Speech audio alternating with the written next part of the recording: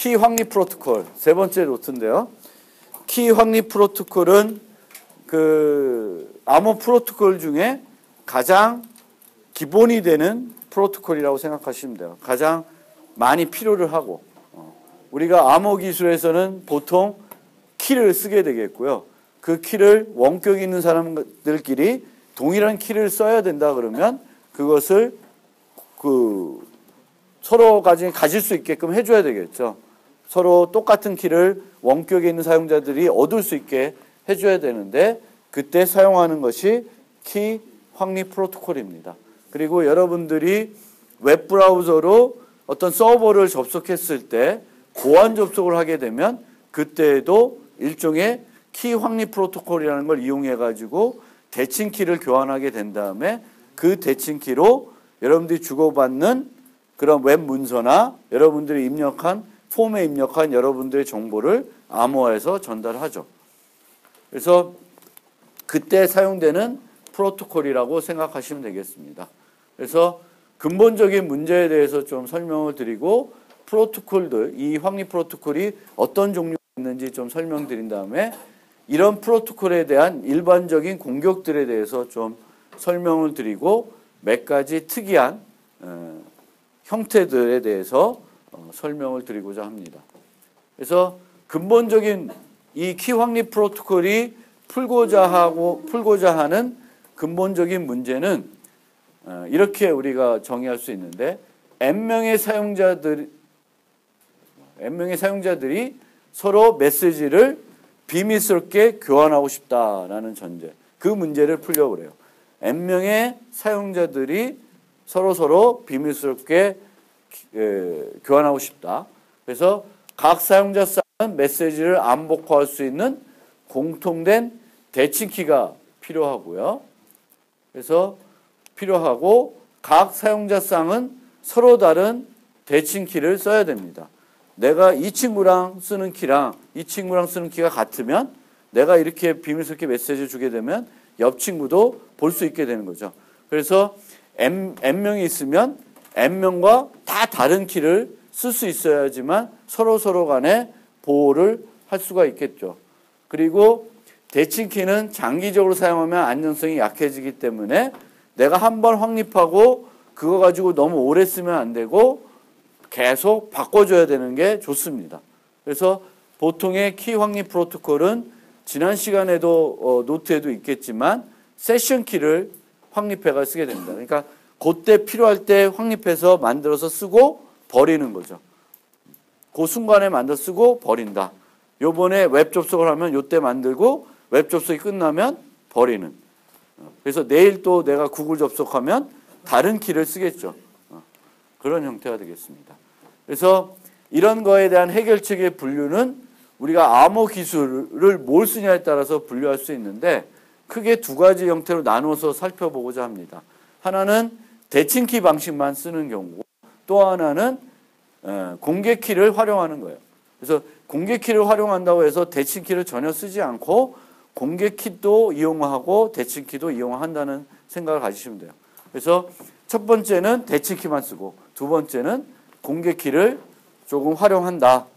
편리하기 위해서. 그래서 그렇게 생각하시면서 대칭키 방식만 사용하는 해결책을 한번 살펴봅시다.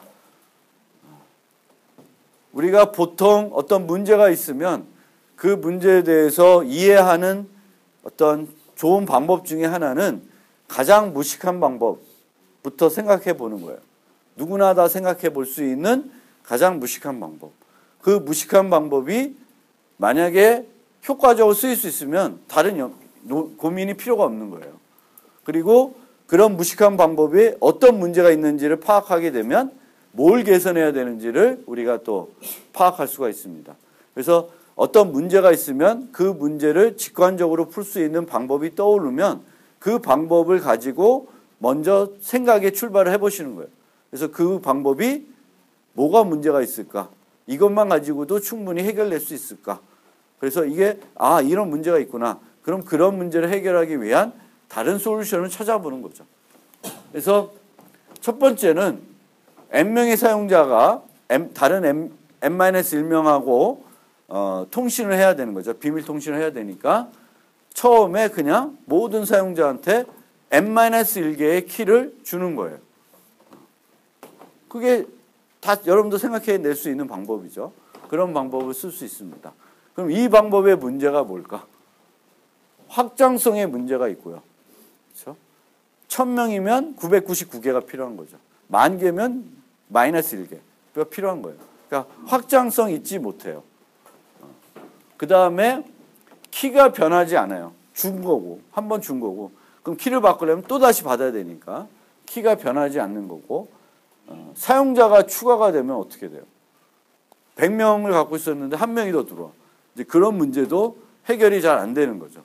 또한 여기에 안 써 있지만 이 확장성 문제는 또 뭐하고 관련이 있냐면 사용자가 유지해야 되는 키가 너무 많죠. 이제 그런 문제가 있습니다. 사용자가 유지해야 되는 키가 너무 많다. 그래서 이제 이 문제가 있으니까 어떻게 해결해 볼까? 첫 번째 초점은 확장성 문제를 생각해 본 거예요. 너무 많다, 키가. 사용자가 유지해야 되는 키가 너무 많다. 그럼 사용자가 유지하는 키를 대폭 줄여보자. 어떻게 줄일까? 라고 했을 때 생각한 것이 서버를 하나 두자. 우리가 문제가 있을 때 해결하는 방법 중 하나는 서버를 하나 둬서 그 문제를 해결해 보는 방법이 있을 수 있어요. 그래서 서버를 두고 사용자들은 서버하고 키를 하나 갖고 있는 거예요. 그 키는 안전하게 만든다고 가정하는 거예요. 가서 달라고 하면 되지. 그리고 그 키는 오랫동안 쓰겠다는 거고요. 그래서 그렇게 장기간 키와 매번 필요할 때 쓰는 키를 분리하는 거죠. 그래서 장기간 키를 하나 가지고 있고 하나만 유지하면 돼요. 이제 사용자는. 그러면 이제 필요하면 어떻게 해야 돼? 서버한테 가서 달라고 하면 되죠. 나는 김상진인데 조재수 교수랑 통신하고 싶다. 키를 달라. 그러면 이제 서버가 만들어 주는 겁니다. 그렇게 해서 봤던 예제가 지난 노트에 있었던 5단계 통해서 봤던 그 예제죠. 그게 실제적으로는 많이 사용될 수 있는 방법입니다. 대칭키만 쓰고자 하면. 그렇죠?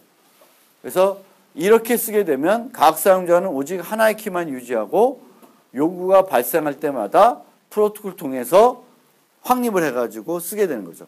그러니까 요때 뭐가 필요한 게 있어요? 키 확립 프로토콜이 필요하겠죠. 서버를 이용하는 키 확립 프로토콜이 필요하게 됩니다. 그래서 이렇게 이제 생각을 해봤는데 또 다른 방법은 이 확장성 문제 자체를 한번 해결해 보려는 고민도 해보는 거예요. 그러니까 우리가 고민을 이 문제에 대해서 해결할 때 이렇게 전혀 다른 요소를 가지고 와서 해결해 보려고 할 수도 있고 그게 아니라 그 자체를 가지고 또 다른 아이디어를 갖고 해결해 보려고 하는 거죠. 그래서 몇 가지 기법들이 나왔는데 이 기법들은 뭐냐 하면 n명하고 키를 확립을 이제 분배를 하는데 첫 번째 방법은 n명이 있으면 저한테 n-1개를 주는 거예요. 10명 있으면 9개의 키를 주는 거예요. 근데 이 방법에서는 9개를 주는 게 아니라 그보다 훨씬 적은 수의 정보를 줘요. 그럼 그 정보를 가지고 내가 어떻게 조합을 하면 만들 수 있는 거예요. n-1개를. 여기에는 뭔가 수학적인 것들이 이제 들어가게 되는데 어쨌든 아이디어는 확장성을 가지도록 적은 정보만 유지하면 되는 거예요. 1000명하고 하려고 해도 한 10개면 되게끔 이제 그런 식으로 하게 되는데 다만 여기서는 그 각 사용자가 유지해야 되는 정보는 n에는 비례하지 않습니다. 확장성을 있게 만든 거죠. 다만 이제 문제는 확장성과 안전성 간의 상반관계가 있게 됩니다. 그러니까 내가 적게 유지하게끔 해주면 그만큼 안전성은 떨어지게 돼요. 좀 더 많이 갖게끔 하면은 안전성을 좀 더 높일 수 있습니다. 하지만 그거는 우리가 늘 조절할 수가 있어요.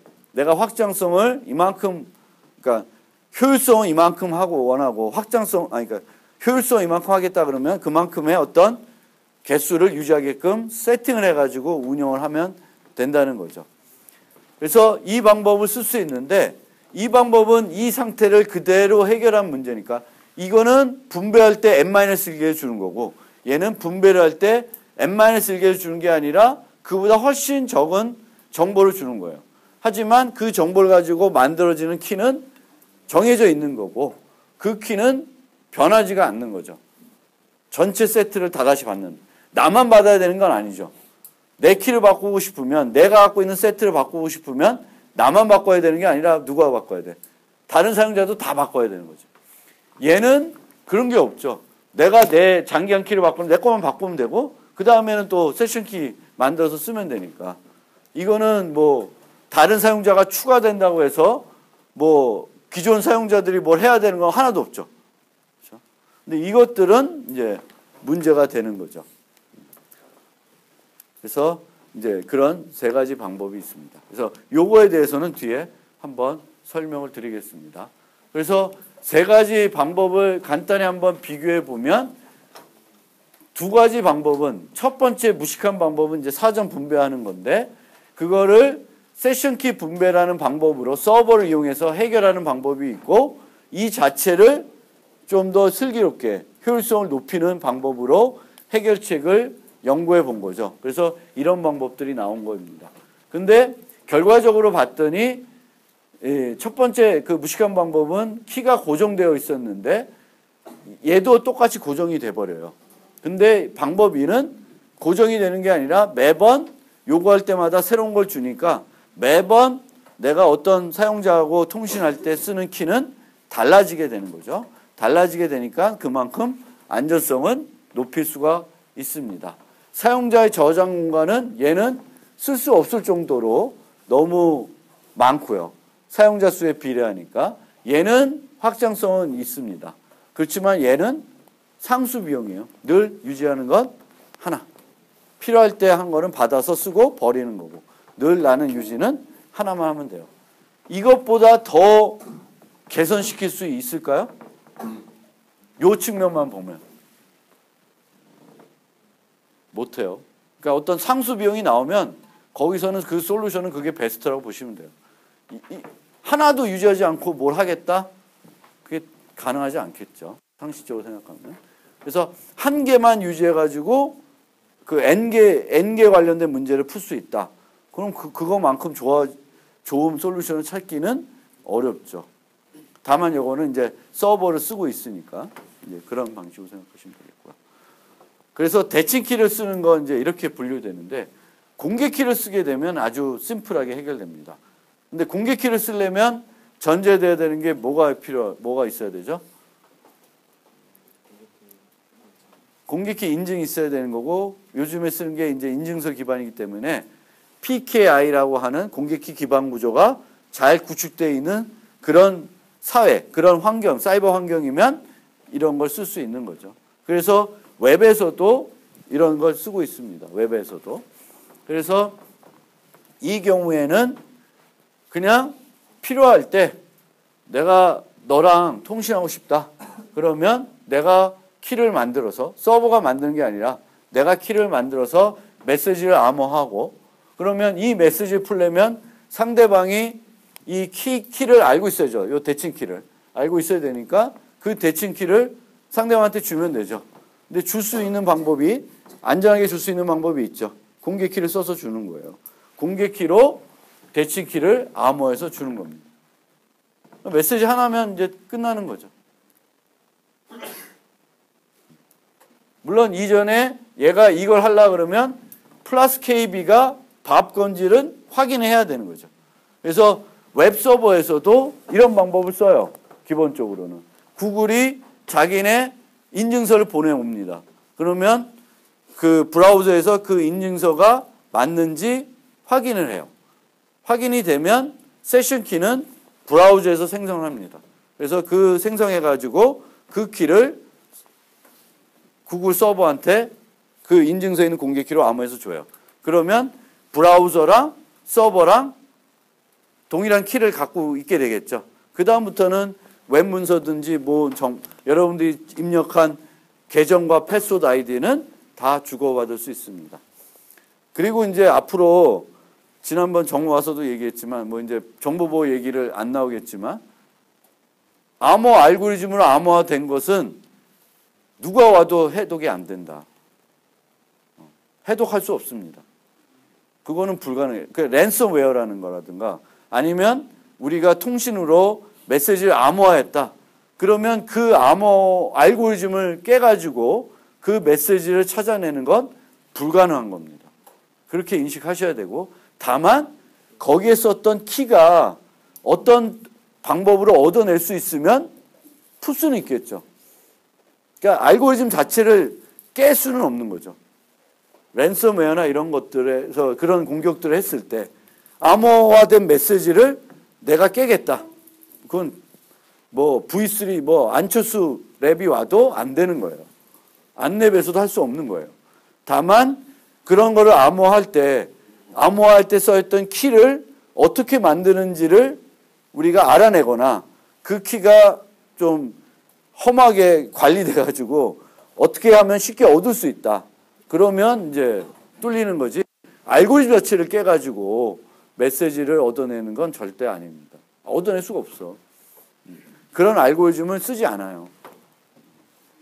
그래서 이 공개키를 활용하면 되게 쉽게 문제는 해결할 수가 있다. 다만 이걸 이렇게 쓰려고 그러면 공개키 기반 구조가 필요하게 되겠고 공개키 기술이 있으니까 지난 시간에 봤듯이 일부 어떤 환경에서는 공개키 기술을 쓰는 게 어려울 수가 있죠. 이런 정부에 무슨 칩을 넣는데 그 칩에 공개키 기술까지 넣어서 운영하기는 힘들 수가 있겠죠. 그래서 그렇지만 일반적으로 여러분들 PC나 모바일 폰 정도가 되면 뭐 공개키를 유지하고 활용하는 데는 크게 문제가 없을 수는 있습니다.